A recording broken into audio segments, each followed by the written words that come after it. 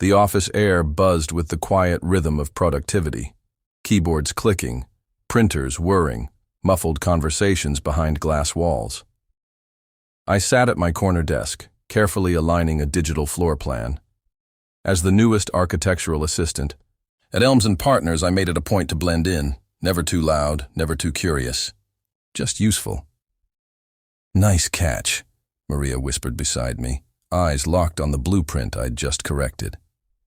That would have ruined the foundation line. I shrugged modestly. Just detail work. Laughter flickered between us, light and unplanned. That's when I felt it, eyes on me. I turned, half expecting to find a curious client or an impatient colleague. Instead, it was him. Mr. Laurent, my boss. He stood across the open floor, tall, well-dressed in navy and gray, with a phone in his hand. For a second, I thought he was checking emails, but then I saw the faint shimmer of the camera app. He'd taken a picture of me. Our eyes met. He didn't look away. He walked over moments later, casual but deliberate. "That was a great laugh," he said, smiling. "I like seeing genuine energy around here. Mind if I use that shot for our internal mood board?" I nodded, unsure if I had a real choice.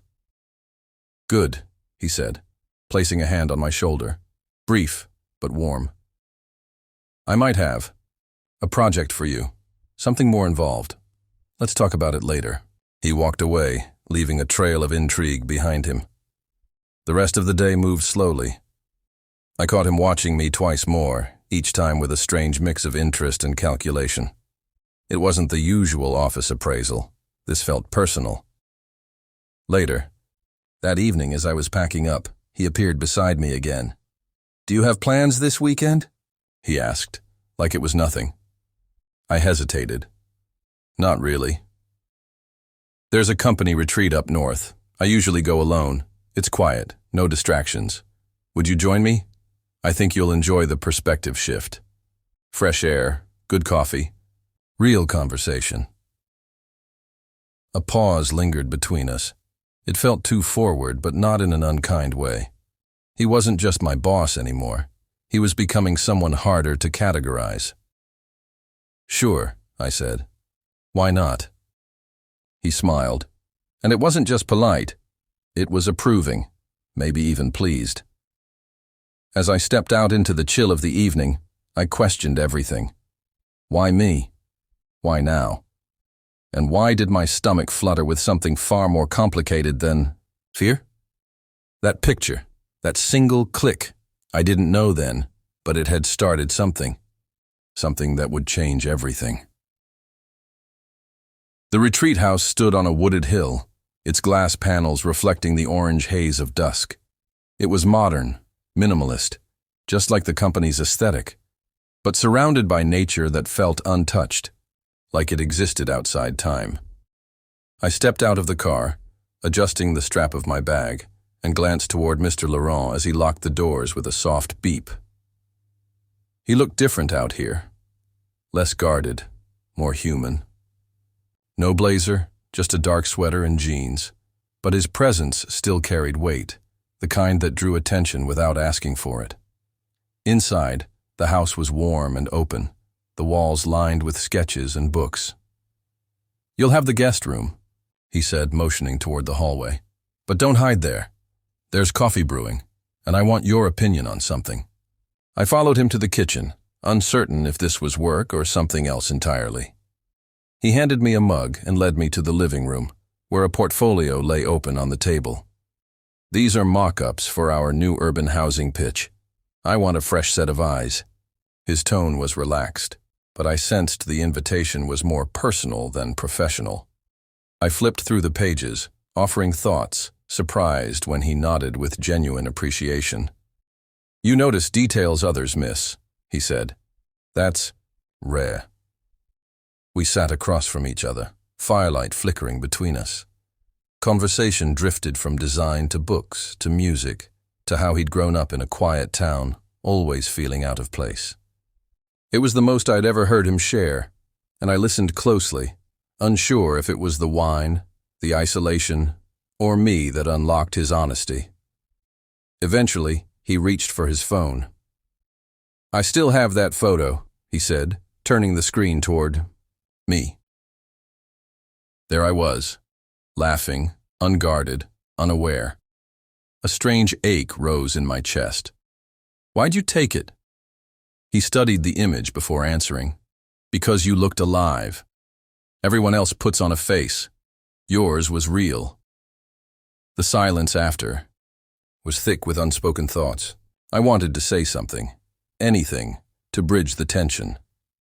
But then his phone buzzed, sharp and sudden. He glanced at the screen, frowned, and stood. "Work never sleeps," he said, heading toward the study. "We'll talk more later." Eatery. Alone, I stared at the fire, unsure if I felt seen or simply studied. His words lingered, mixing admiration with ambiguity. This wasn't just a weekend of design ideas and coffee. It was something else, something undefined. And for reasons I couldn't yet explain, I didn't want it to end. Monday arrived cloaked in routine, but I felt changed. The retreat lingered in my memory like a half-remembered dream. Fleeting smiles, half-finished sentences, and the subtle gravity between us.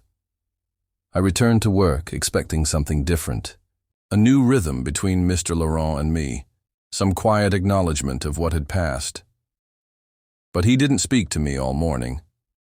Instead, he moved through the office with mechanical precision, laughing with clients, issuing commands, barely glancing my way. I told myself he was just busy, but the silence gnawed at something fragile inside me. By midweek, the office was buzzing with excitement. A new campaign had launched, an internal branding refresh. I hadn't been involved, yet my inbox was flooded with messages. "Great photo choice! You look amazing in the rollout. Did you model for this?" Confused, I clicked the company homepage. There it was. My face, my laugh. That candid photo.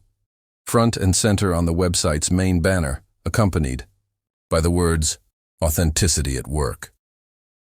I stared, breath shallow. My likeness was everywhere. Social posts, digital ads, even projected during a team meeting. No credit, no consent. Anger surged, but deeper beneath it was hurt. That moment I thought had meant something. Shared intimacy, creative respect, had been reduced to a marketing tool. I waited until late afternoon before walking into his office. He looked up from his laptop, mildly surprised. "I wasn't." "Told you'd use my image," I said, voice steady. He closed his laptop slowly. "It was a great photo. The team loved it." "That's not the point. You're part of the company. Representing it is part of the job." I stared at him, stunned. I thought that photo meant something else. He leaned back, arms crossed. "You're reading into things. Don't confuse kindness for anything more." The words hit harder than I expected.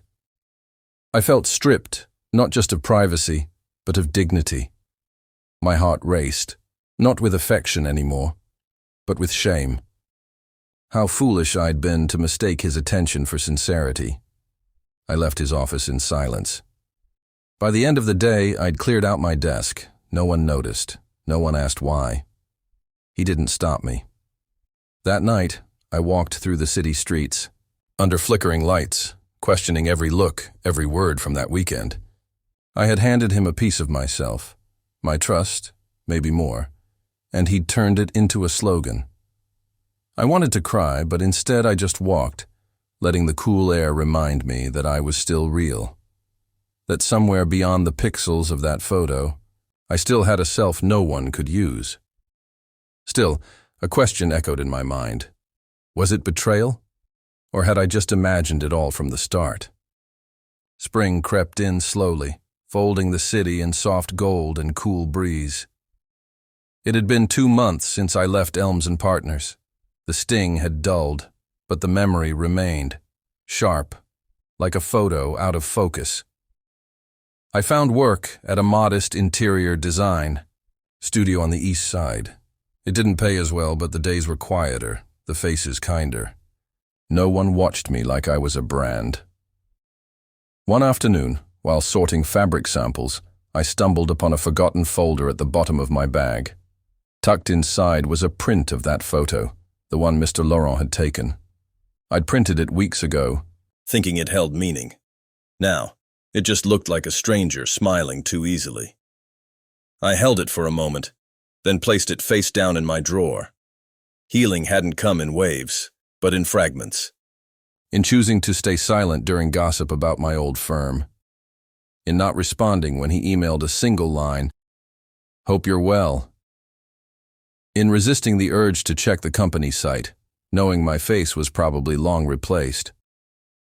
But the hardest part was accepting the truth. He never really saw me. He saw something he could use, something momentarily beautiful and fleeting. I wasn't angry anymore. I was simply done. One day, while I adjusted a mock display at the studio, our new intern arrived, Elias. Bright-eyed, talkative, and full of awkward charm. He offered to help move the lighting rig, but tripped over a wire instead. We both laughed, honest, warm, unguarded. He looked at me, cheeks flushed. "Sorry. First day jitters." "No worries," I said, still smiling. "I've had worse first impressions." There was no current between us, no electricity, just simplicity, safety. Later, while cleaning up, I caught my reflection in the window. I didn't look particularly bold or remarkable, but I looked calm, settled in my skin. There was no one else's gaze shaping who I was. That night I walked home through quiet streets, pausing by a bakery window where a small camera was mounted above the door. I thought about all the moments we capture, sometimes for beauty, sometimes for power, sometimes for both. I'd been a subject once, unaware and unprepared. Now, I was the one holding the lens. I didn't delete the photo. I didn't frame it either. It lived somewhere in between, like a lesson I'd already learned but hadn't fully let go of. Some images fade. Others teach you to see clearly. And in the end, that clarity was worth more than anything he ever promised.